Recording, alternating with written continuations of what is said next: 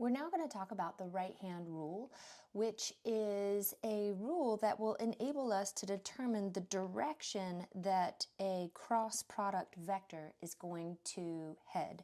Remember that the cross product between two vectors is a vector itself, and that vector is perpendicular to each of the two vectors that created it, right? So if we are looking at vector I, and I'm going to assume that these tick marks are half a unit long so that the vector I lands at the ordered triple 1, 0, 0, and the vector j is 1 unit long in the direction of the positive y-axis.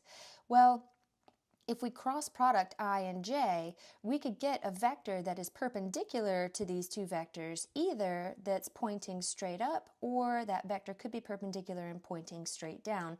And the question is, which direction is that cross product vector going to be headed?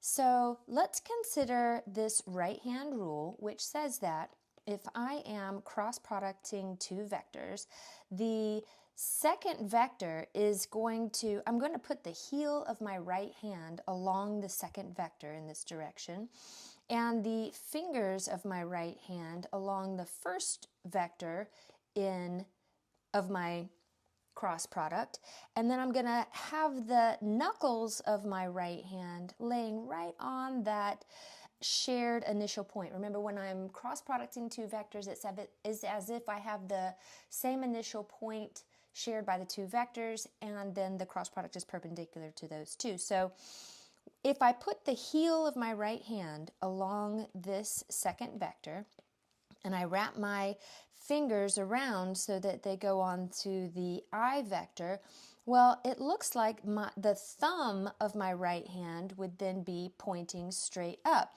So it does look, according to the right-hand rule, that this k vector, which is going to 0, 0, 1, or in the positive z direction, would be the cross product of I and j. So let's calculate the cross product algebraically and see if that's what we indeed get. In order to calculate the cross product, I'm going to write vector I in pointy bracket notation and vector j also in pointy bracket notation. And therefore, when I go to calculate the I cross j vector, we use that symbolic determinant in order to do so. So that first row is going to be ijk. The second row is going to be the components of the first vector in the cross product, so 1, 0, 0. And then the third row is going to be the components of the second vector in the cross product, so 0, 1, 0. And we are then going to look at this top left component, which is I. That I vector is going to be multiplied by the determinant of the 2 by 2 matrix that would remain if I eliminated the row and column that contains I. So that 2 by 2 matrix would be 0, 0, 1, 0, and that's going to go inside here. Now from that, we're going to subtract j. Remember, the first one is going to be positive, the second one is negative, the third one is going to be positive again. So we're subtracting j times the 2 by 2 determinant that would remain if I eliminate the row and the column that contains the j vector. So what remains after I eliminate is column 1, 0 here, and then 0, 0 down on this third column. Now again, we're going to toggle back to being positive, multiply by k times the 2 by 2 determinant of the matrix that would result if I were to eliminate the row and column that contain k. So now I'm going to have 1, 0, 0, 1. And so let's carry out this multiplication. So I have I times the determinant of a 2 by 2 matrix is going to be the product of that main diagonal minus the product of the other diagonal. 1 times 0 is also 0. So then we subtract j times the determinant of this matrix is going to be 1 times 0, which is 0, minus 0 again, and then plus k times the determinant of this matrix, which is 1 times 1, 1 minus 0, and we end up with 0 times I minus 0 times j plus 1 times k, and let's clean that up a little bit to say that the I vector cross the j vector is going to be equal to essentially just k, which can also be written in pointy bracket notation as 0, 0, 1.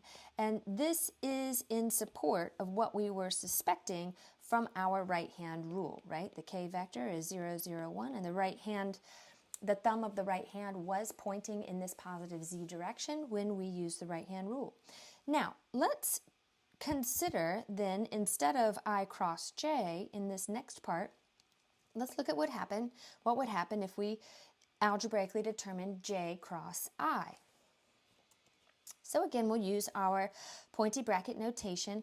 J cross I is going to be the symbolic determinant where we have an I, j, k in the top row. The first vector this time is going to be the j vector. So we have 0, 1, 0. And then the second vector is the I vector. So we have 1, 0, 0. And then let's calculate this determinant. So we're going to start off with the I corner multiplied by the 2 by 2 determinant that is going to eliminate that row and column. So what we have left here is 1, 0, 0, 0. And then from that, we subtract vector j that is to be multiplied by the 2 by 2 determinant that is going to be from the matrix that remains once we eliminate the j row and column. So again, we're going to have 0, 1, 0, 0. So 0, 1, 0, 0 here. And then to that, we're going to add vector k times the 2 by 2 determinant that is going to be calculated off the matrix that results when we eliminate the k row and column. So now we're looking at 0, 1, 1, 0. So let's then say vector j cross vector I is going to be I times the 0 minus 0 is going to be 0 again, minus j times 0 minus 0, so I'm going to get 0 again here, plus k times the 0 minus 1 this time. So what we end up with is, in this case, just negative k. So these are going to be gone. We end up with negative k. So j cross I, if I use pointy bracket notation, is going to be 0, 0, negative 1. And if we go back up to our diagram here, we'll see that essentially this k in this direction is what we get when we crossed I cross j like this, but when we cross j cross I, we end up with the vector that's pointing down, negative k, in the opposite direction of the positive z-axis, actually in the negative z direction. This is what we get when we cross j and I. So this last question is going to be, or this, I guess, second to the last question, it says, is the cross product of two vectors commutative? And the answer here would be no. We can prove this by example, just show an example that we found I cross j was not the same vector as j cross I. I cross j gave me the k vector, and j cross I gave me the negative k vector. Now, this last question is just to kind of remind you that the dot products of two vectors is commutative. And let's just review that if I have a vector A, A1, A2, A3, and I'm considering the dot product between A and B, well, the dot product between two vectors, as a reminder, is going to give us a scalar quantity. The cross product between two vectors gives us a vector, but the dot product gives us a scalar quantity. So the dot product, by the definition, is that we're simply taking the x components and multiplying them together, the y components and then multiplying them together, and the z components and multiplying them together to get this scalar number. But it doesn't matter if I multiply a1 times b1 or b1 times a1, I'm going to get the same quantity.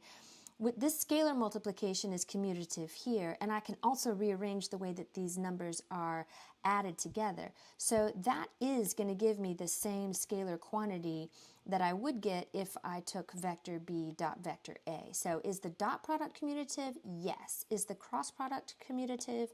It is not.